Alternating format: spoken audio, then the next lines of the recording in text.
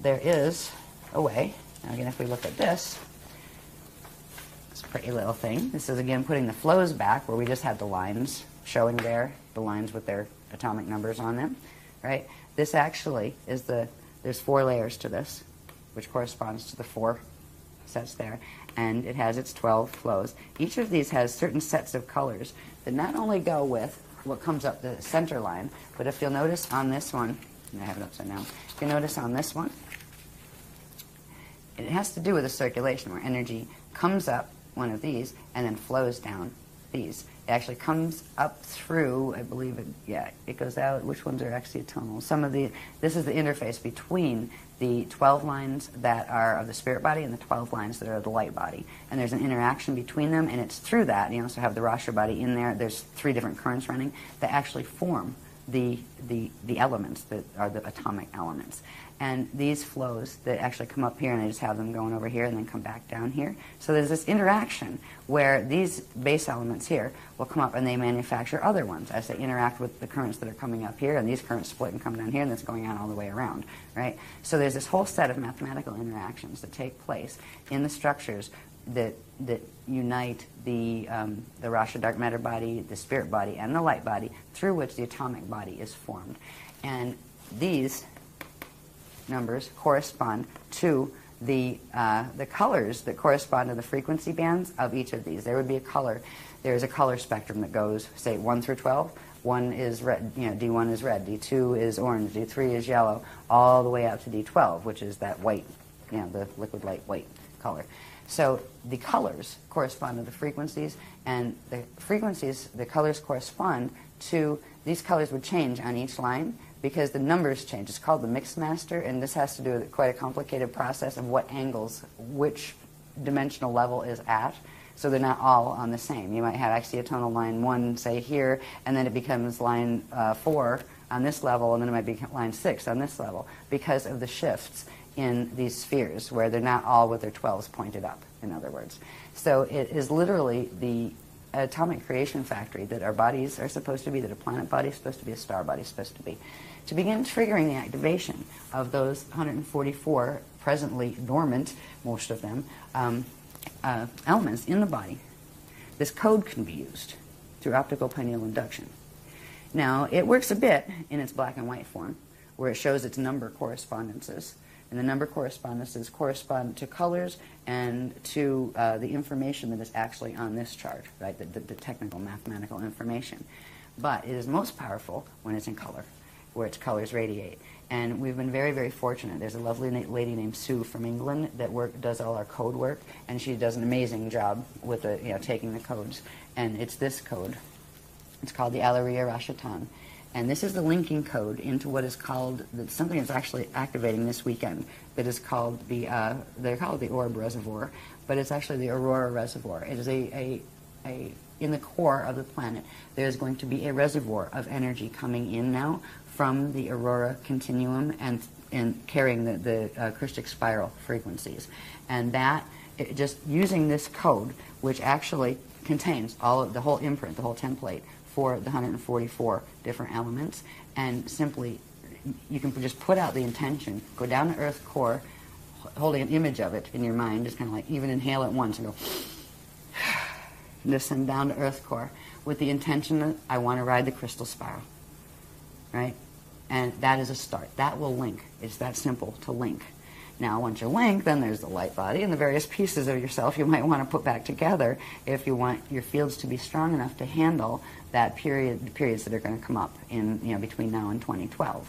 But it is the simplest host I have ever seen to be. We didn't have it this easy. The groups didn't. We had to work piece by piece, starting with the light body, just to be able to fix that level so we could bring those frequencies in so they could activate on the planet.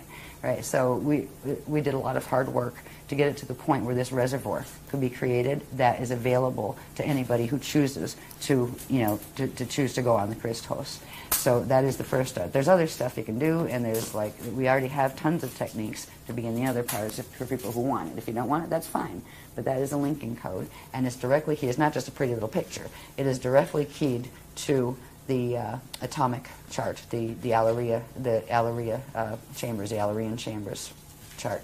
There's a whole workshop things that go with this, so I just try to paraphrase it fast. I wanted to get that in there, and there's one more thing I would like to get in here. Oh, look at this. We're at the bottom of the pile. I'm so happy. Yeah, I mean, I love talking about it, but I get weary, just like people get weary listening to me. You know, it's like, yeah, I need a wake-up band sometimes in the workshops. You're doing a great job. So. Thank you. Do not worry. Try to do these the simple way. There's a lot of information in these, and I don't have to, I'm not going to read all the little pieces and stuff, that takes forever, but this information is in the Irish, the Ireland workshop, which is what, Sliders 5? 6. That was 6, right? Sliders 6 workshop has the whole set of these charts and talks about this. What you're looking at here is our sun, okay, in the center. This would be our, the solar plane, where Earth is orbiting around the sun. And it's not done in scale, like, it's just done with that sun at the center just to show these relationships. Over here, you would have Earth with its staff and its rods and shield at its tilt, right? So actually, this is one of the rods, and this is one of the rods, or chambers. And the tilt here, you can see it on the shields. So that's Earth sitting at this angle in the solar plane, and this is like the solar north up here. The sun also has the 2 rods and the 2 chambers, right here. Over here is what you don't see, that because of the way the wormholes are set up, there is a direct counter movement and relationship between parallel Earth that is in that parallel galaxy. They've taken them millions of years actually to build this system, to twist things in this system enough where they could create this. But this is already in sync, and it has been. They had a big victory about 13,000 years ago. I think it was 10,958 BC. It's somewhere down here. Yeah, no, 10,948 BC. Right. So this is what you don't see orbiting right on the opposite orbit of Earth is parallel Earth, and that's on the other side of the wormhole structure. It also has its chambers and rods, and it's also counter-tilted. Where our tilt is this way, they're tilted that way. Through the center gates, the core gates of the sun, they link, and they form an open wormhole network at the center of the sun. Now, this is just what happens all the time since they built this system. Okay, this has created the acceleration in the natural Stargate opening cycle, where ours was speeded up to sync with this one. So this could be, and now they're actually tethered by their rods. Now they're still spinning, so there's a period where the rods separate and then come back together again as they're spinning. And this gives you the false precession, the precession of the equinoxes gives you a system that's referred to as the false yugas. And that's something that is also associated with the Metatronic Death Star Merkaba teachings and all of that. You'll find the false yugas cycle. They're actually E-yugas, and they're supposed to be 26,556 years long. And at this point, because they've changed a couple times, they got faster and faster with the sextant distortion. Let me see if we have that here. How fast are they? I think it got cut off on the bottom. Anyway, this system has accelerated the Stargate opening cycle to synchronize it with this one on this planet. So this is part of the reason why a 55 Merkaba activation could actually take our planet and drag it into black hole fall, because it's already linked, and this link occurred 13,000 years ago. All right. There's another link that has to do with this. This little dot back here, and it's not to scale, of course, it's just showing the point in the maps that we would call our the core of the Milky Way galaxy. All right. The Milky Way also has a thing that's rotating in it. Even though it's a black hole, there is a thing rotating in it. It also has its chambers and rod. And it spins much longer, slower cycles. There are certain periods of time when these things come into specific alignments, where you have the rods of the Milky Way that are coming through from the black hole system, interfacing directly through our sun, that's interfacing with the parallel side, and you have another parallel side on the parallel Milky Way coming through the center of the Milky Way. Now, this is happening all the time in general, but there are certain periods of time where various things happen. Like in March equinoxes, ever since equinoxes began, March equinoxes, you end up with the parallel one and our Earth crossing over. And when they cross through each other, right, one's at one angle of rotation of particle spin, one's at the other. This one's in the parallel universe, but they are synced, and they literally pass through each other. The core is open temporarily for that period of time. Do you know how many pagan celebrations and old, ancient cultures used to do their fertility rites and their all sorts of interesting ceremonies on the equinoxes and the solstices? This is why they were taught to do them, because things could come in, you get yourselves pregnant over here, things could come in and soul integrate directly right through from parallel. And this is part of the trickery that has been going on here. I mean, great, we got equinoxes and solstices. That's not great. Because they are actually part of the twisted sextant clock that is part of this nasty wormhole black hole vortex system. Then we also have what happens, let's see, which one is this? Do we need that one? Now it's just showing where they blend. The June solstice. Okay, so things keep, then they rotate apart again. And you have, we're over here, and then they're over there, right? But they're still aligned directly through the solar gate.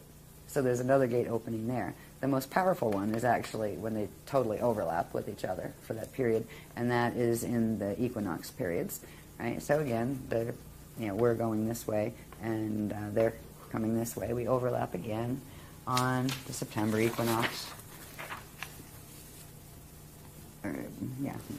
We overlap over here this time and pass through each other again. I'll just do these really fast. And then in December solstices.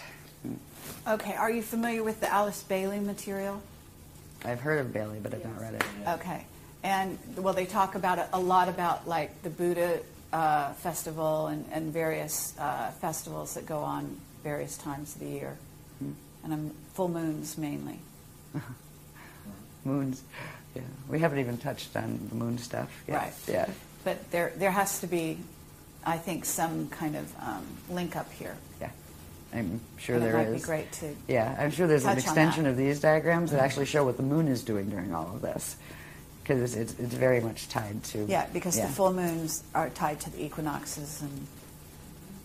Okay. Yeah, we gotta plug the moon into this. Yeah. Yes. Oh, yeah. Okay, Bailey did that. Yeah, yeah. I knew the name sounded familiar, and I know the GWB. Yeah, those guys. Okay, so anyway, this is where it gets interesting, because here's where you're ending up with rods. You got the solar rod running with the galactic rod, right? You also have the planetary rods aligning through them. So there's this interesting thing happening here because of this one. It's a much more powerful one, and this is the point where certain things could happen. If there are frequencies thrown through here hard enough, you could whack this rod and actually spin our rods.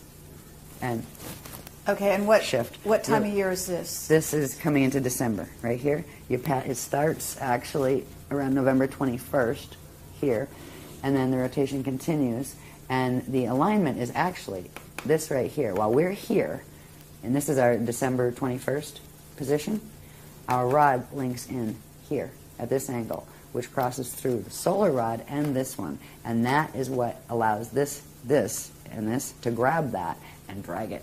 So this is still in its November position over here, but this is where it interfaces. We have to be in the December position. This is what they're going to try to do in 2012.